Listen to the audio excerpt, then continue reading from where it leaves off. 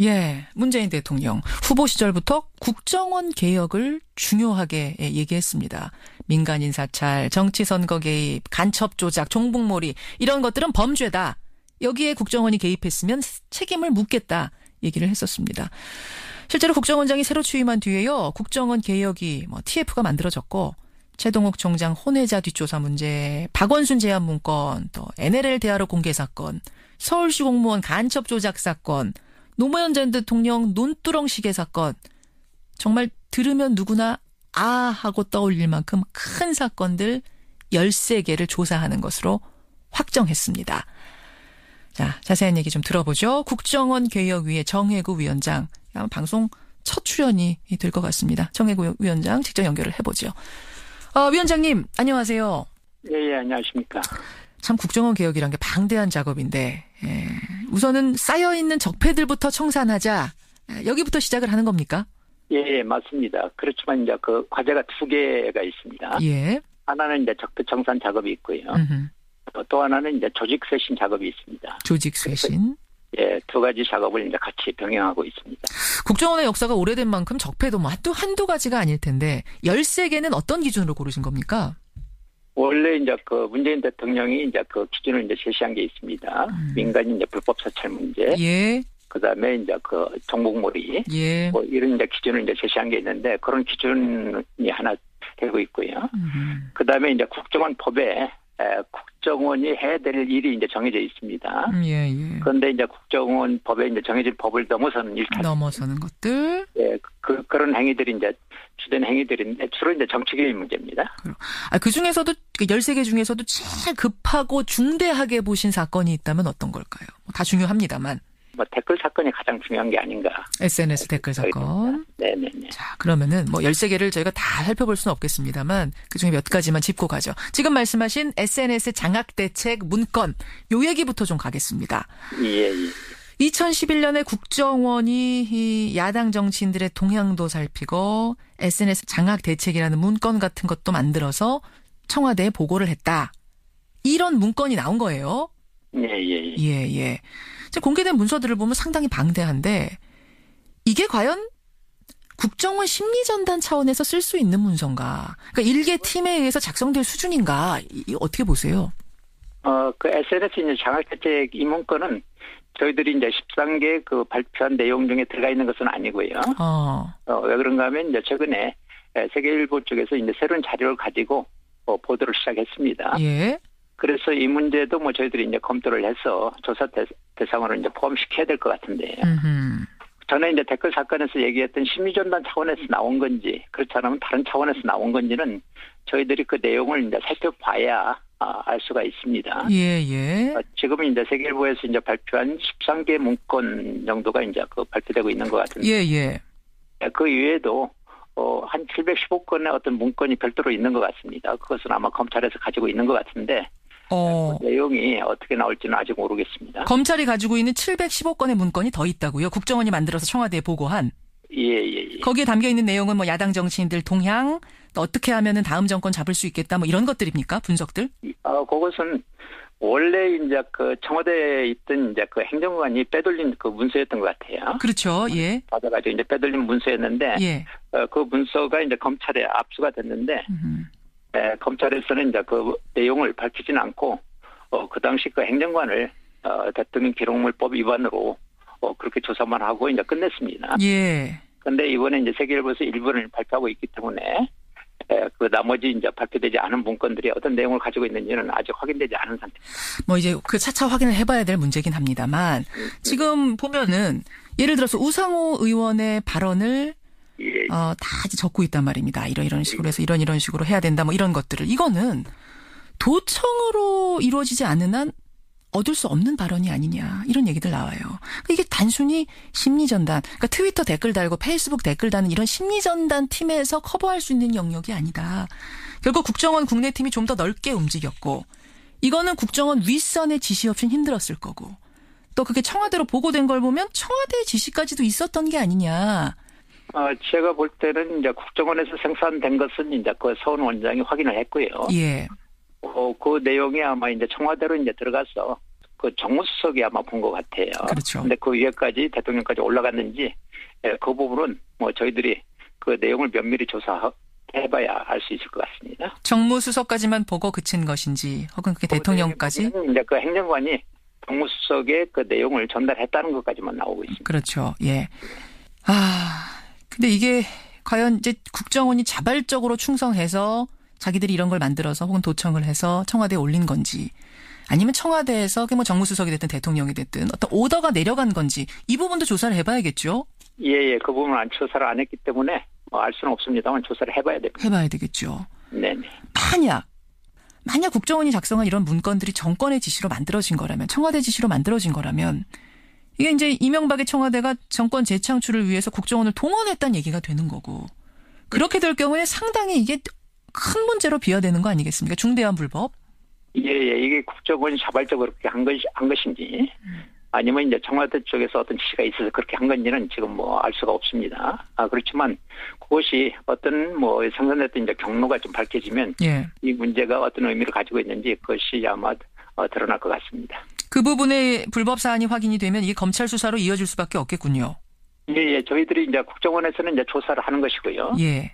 감찰실에서 이제 조사를 하고 그 문제가 뭐 중대한 입법 사안 같은 게 있으면 아마 이제 그것은 검찰로 넘어가리라 생각이 듭니다. 그러면은 뭐 국정원이든 검찰이든 지금 개혁에 대한 의지, 성역 없이 수사하겠다 이 의지가 분명하니까 상황에 따라서는 이명박 전 대통령도 수사받을 가능성 뭐 아주 배제 못하겠는데요. 예, 그 부분은 뭐 내용을 보고 내용이 파악되는 대로 뭐 결정될 문제라고 생각이 드는데 아직은 알 수가 없습니다. 알겠습니다. 근데 이제 이렇게 조사를 하겠다, 뭐 검찰 수사까지도 의뢰하겠다 이런 얘기들이 나오니까 이명박 전 대통령 측은 아니 이미 검찰이 수사 끝내고 지금 원세훈 국정원장은 재판까지 받고 있는 사안인데 왜 마무리가 다 된 사안을 다시 끄집어내느냐. 옛날 일을 왜 이제 와서 묻느냐 이렇게 얘기를 하고요. 마무리가 다 된 게 아닙니다. 왜냐하면 이 문건들은 월요일 날에 세계일보에서 이제 보도가 되고 있기 때문에 예. 이 문제는 이제 시작인 것입니다. 이제 시작일 뿐이다. 예. 근데 검찰이 이걸 가지고 있었는데 하기는 이걸 지금 수사의 과정에 참고 안 했다면은 이거는 재판도 잘못되는 거 아닙니까? 글쎄 모르겠어요. 왜 그 당시에 이제 검찰에서 그 내용을 봤을 텐데 왜 그 문제를 내용을 이제 거론치 않고 단지 그 행정관이 예. 청와대에서 문건을 유출한 문제만 처벌을 했어요. 그러니까요. 유출 문제만. 네, 왜 그런지 알 수가 없습니다. 그럼에도 불구하고 홍준표 대표는 이런 말도 했습니다.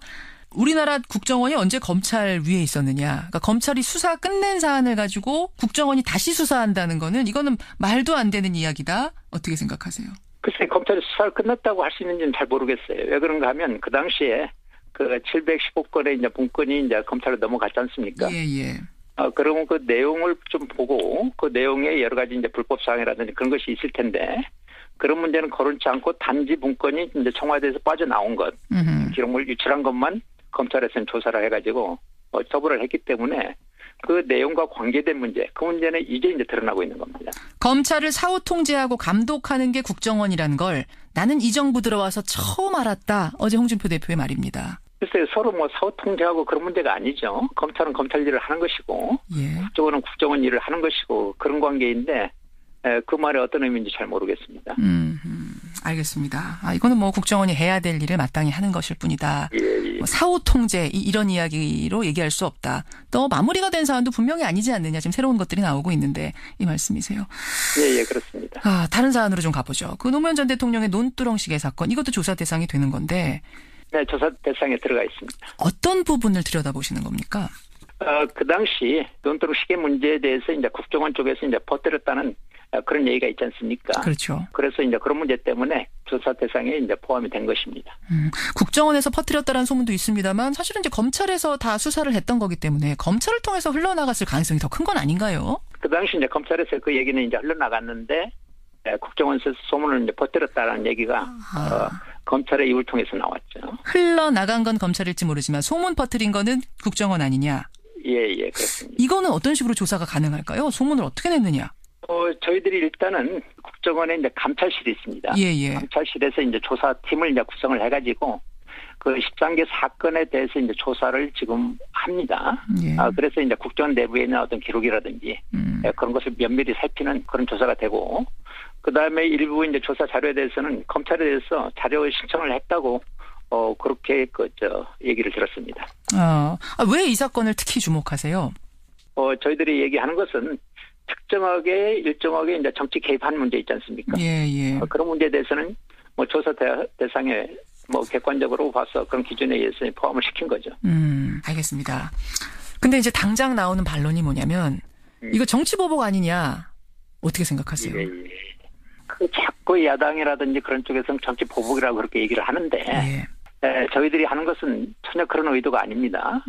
그동안 오랫동안 국정원이 여러 가지 문제가 많았지 않습니까? 그렇죠. 많았기 때문에 그런 문제들을 이제 근절을 시켜야 돼요. 털고 가자. 예, 근절을 시키고 국정원은 다시는 이런 일을 할 수 없도록 만드는 그런 차원에서 저희들이 이제 하고 있습니다. 예. 그래서 어떻게 보면 국정원이 제대로 자리를 잡고 과거처럼 나쁜 짓을 하지 않는 그런 의도에서 저희들이 이제 작업을 하고 있는데 이것을 자꾸 정치 보복이라든지 이런 식으로 해서 정쟁화시키는 것은 저는 그렇게 하면 이것은 어떻게 보면 국정원의 조사를 방해하는 것이라고 볼 수도 있습니다. 정쟁의 문제가 아닙니다. 자꾸 정쟁화 이렇게 여야당의 어떤 정치 보복이라든지 이런 식으로 자꾸 물타기를 해가지고 국정원의 어떤 개혁을 이것을 뭔가 이게 정치적 의무가 있는 것처럼 그런 식으로 말하는 것은 사태의 본질을 굉장히 흐리는 것입니다. 흐리는 물타기다. 근데 조사가 필요하면 특검이나 이런 걸 통해서 해야지 왜 국정원 TF가 하느냐? 이거에 대해서는 뭐라고 답하시겠어요? 특검이라든지 검찰이라든지 이런 쪽에서는 국정원 안을 제대로 들어볼 수가 없습니다. 그건 무슨 말씀이십니까? 이제 정보기관이기 때문에 여러 가지 이제 제한들이 있습니다. 그래서 일단은 이제 감찰실에서 국정원 감찰실에서 조사를 하는데 지금 감찰실장이 밖에서 들어왔습니다. 예, 외부인이에요.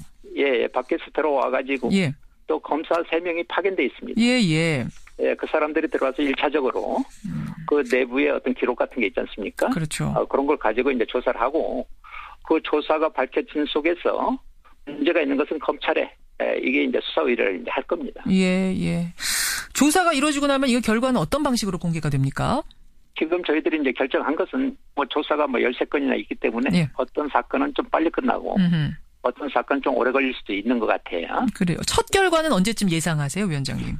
글쎄요. 빨리 되는 것은 바로 이제 발표하기로 했고 13개의 사건에 대해서 저희들이 계획은 적어도 올해 안에는 다 마무리 짓는다. 네, 그렇게 얘기를 하고 있습니다. 공개하는 방식은? 우선 이제 조사 끝난 사건대로 사건별로 발표할 겁니다. 예, 사안별로. 빠르면은 8월 달에도 하나 나올 수 있는 건가요?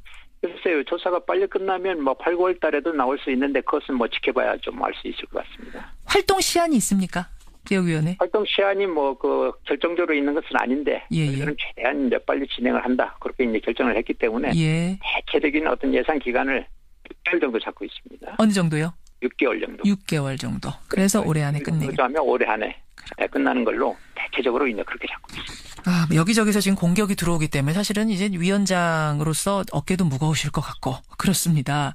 국정원 개혁이 성공하려면 뭐가 꼭 필요하다고 생각하세요? 국민들께 당부하고 싶은 말씀이 될 수도 있겠습니다. 예. 국정원 개혁이 성공하려면 국민들의 어떤 관심이 필요한 것 같아요. 국민들의 관심 속에서 이것을 특히 제가 이제 걱정하는 것은 여야 관계 속에서 그렇지 않으면 또 언론 보도 속에서 이걸 자꾸 정쟁화시키고 또 하나는 선정주의적으로 보도를 좀 안 했으면 좋겠어요. 선정적으로요? 예. 예를 들면 어떤 식이요? 예를 들어서 아까 이제 노무현 대통령이 논두렁 시계 같은 거 있지 않습니까? 예.